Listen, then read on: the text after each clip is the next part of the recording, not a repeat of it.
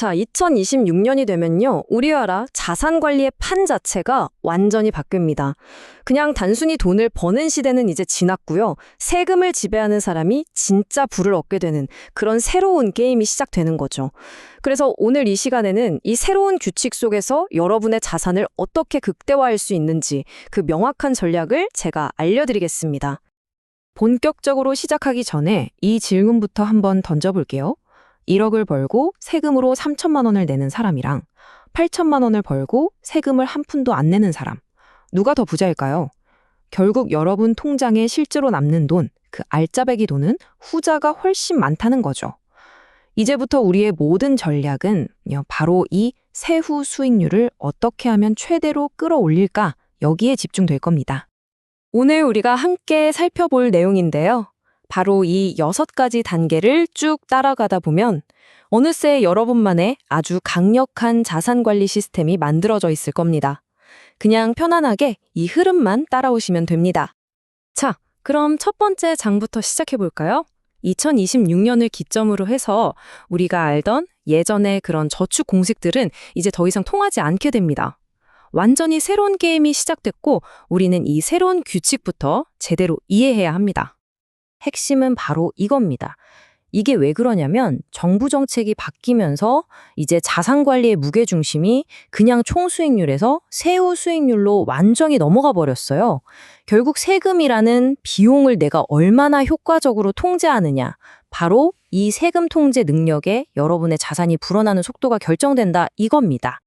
그럼 이 새로운 게임에서 우리가 제일 먼저 손에 딱 쥐어야 할 강력한 도구가 뭐냐? 바로 ISA 계좌입니다.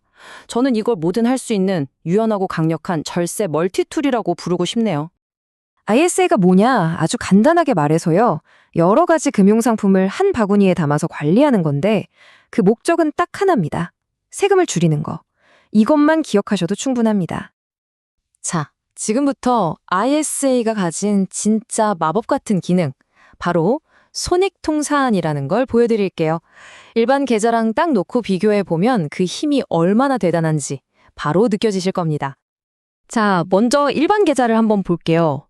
A라는 종목에서 500만 원 이득을 보고 B라는 종목에서 300만 원 손해를 봤다고 쳐보죠. 그러면 일반 계좌에서는 손해본 건 전혀 신경 안 쓰고 오직 수익이 난 500만 원 전체에 대해서 15.4%의 세금, 그러니까 77만 원을 떼어갑니다. 아니, 손해본 건 생각도 안 해주고 이득 본 거에만 세금을 매기다니 좀 불합리하게 느껴지지 않으세요? 그런데 ISA 계좌로 오면 얘기가 완전히 달라집니다. 여기서 정말 재밌는 게 뭐냐면요. 수익 500만 원이랑 손실 300만 원을 그냥 합쳐버려요. 그럼 순수익이 얼마죠? 200만 원이죠? 근데 2026년부터 일반형 ISA 비과세 한도가 500만 원까지 늘어나잖아요. 그러니까 이 200만 원은 세금 낼 기준에 한참 못 미치는 거죠. 그래서 내야 할 세금은? 놀라지 마세요. 0원입니다. 빵원. 77만 원과 0원. 이 어마어마한 차이가 바로 ISA의 힘입니다. 자, 그럼 2026년에 ISA가 얼마나 좋아지는지 핵심만 딱딱 짚어둘게요. 일단 500만 원까지는 아예 세금이 없고요. 그걸 넘게 벌어도 9.9%라는 아주 낮은 세율만 적용됩니다. 그리고 연간 2천만 원 납입 한도는 혹시 못 채웠으면 다음 해로 넘겨서 쓸 수 있고요. 급할 땐 내가 넣었던 원금은 페널티 없이 뺄 수도 있어요. 이 정도면 정말 뭐든 할 수 있는 만능 툴 아닙니까? 자, 이제 두 번째 도구로 넘어가 보죠. ISA가 약간 공격적인 만능 칼 같은 거였다면 이 IRP는요, 즉각적인 보상을 주면서 내 노후를 든든하게 지켜주는 뭐랄까 철옹성 같은 요새라고 할 수 있습니다. IRP가 왜 좋냐? 딱 이 숫자 하나로 설명이 끝납니다. 1년에 900만 원을 넣으면요, 연말정산 때 최대 148만 5천 원의 세금을 그냥 돌려받아요. 이건 뭐 주식시장이 오르든 내리든 상관없이 나라에서 그냥 보장해주는 16.5%짜리 확정 수익이나 마찬가지예요.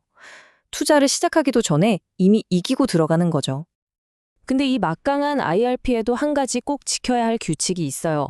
바로 전체 자산의 30%는 무조건 안전자산에 넣어야 하는 30% 룰입니다. 많은 분들이 이걸 그냥 귀찮은 제약이라고 생각하시는데 아니에요. 이건 우리가 풀어야 할 아주 재미있는 전략적인 퍼즐입니다. 근데 대부분의 사람들이 이 30%를 어떻게 하냐면요. 그냥 이자도 별로 안 주는 예금에 툭 던져놓고 잊어버려요. 과연 그게 최선일까요? 아닙니다. 이 공간 훨씬 더 똑똑하게 쓸 방법이 있습니다.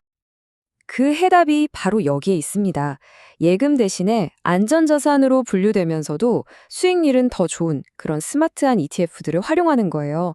예를 들어서 저기 채권 혼합형 ETF 있죠. 저건 안전자산으로 분류되지만 주식이 30%까지 섞여 있거든요. 이걸 담으면요. 안전자산 칸에 넣었는데도 불구하고 사실상 내 전체 포트폴리오의 주식 비중을 70%를 훌쩍 넘게 만들 수 있는 그런 마법이 가능해지는 거죠. 금리가 떨어질 것 같을 땐 만기 매칭형 ETF로 자본 차익을 노릴 수도 있고요. 자, 드디어 하이라이트입니다. 지금까지 우리가 각각 살펴본 이 두 개의 강력한 무기, ISA와 IRP를 하나로 딱 연결해서 그 시너지를 폭발시키는 궁극의 전략, 지금 바로 공개합니다. 방법은요, 놀랄 만큼 간단합니다. 이 징검다리 전략 3단계만 기억하시면 돼요. 일단 3년 동안 ISA 계좌에서 열심히 돈을 굴리는 거예요. 그리고 3년 만기가 딱 되면 그 돈을 IRP 계좌로 옮기는 겁니다. 그러면 숨겨져 있던 보너스 스테이지가 열립니다. 이게 무슨 말이냐면요.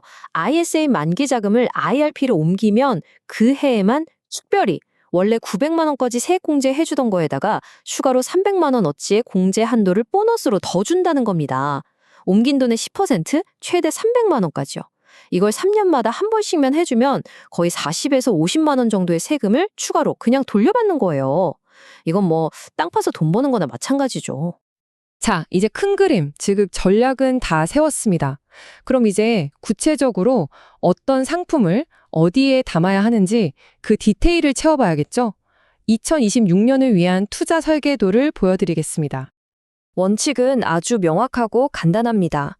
앞으로 막 크게 성장할 것 같은, 그래서 자주 사고팔게 될 수도 있는 AI나 반도체, 로봇 같은 애들은요, 수익이 나도 세금을 안 내는 ISA에 넣어서 비과세 혜택을 쪽쪽 빨아먹는 겁니다.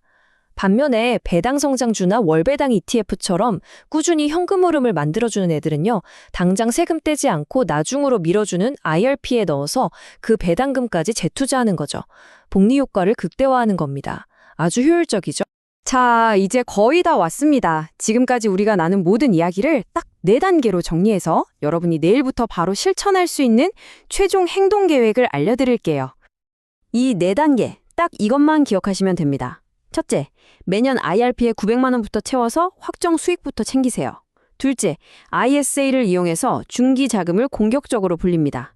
셋째, 3년마다 ISA를 IRP로 옮기는 징검다리를 놓는 걸 잊지 마시고요. 마지막으로 성장주는 ISA, 배당주는 IRP, 이렇게 성격에 맞게 똑똑하게 나눠 담는 겁니다. 이 순서대로만 딱딱 진행하시면 여러분은 새로운 게임의 승자가 될 수 있습니다. 마지막으로 이 말을 꼭 기억해 주셨으면 합니다. 이제 세금은요, 그냥 내고 끝나는 비용이 아니에요. 우리가 적극적으로 관리하고 통제해야 하는 가장 중요한 변수가 된 겁니다. 정부가 2026년이라는 새로운 판을 깔아줬습니다. 그리고 우리는 오늘 그 판에서 어떻게 이기는지를 배웠죠. 이제 공은 여러분에게 넘어갔습니다. 이 새로운 규칙 안에서 여러분은 승자가 될 준비가 되셨습니까?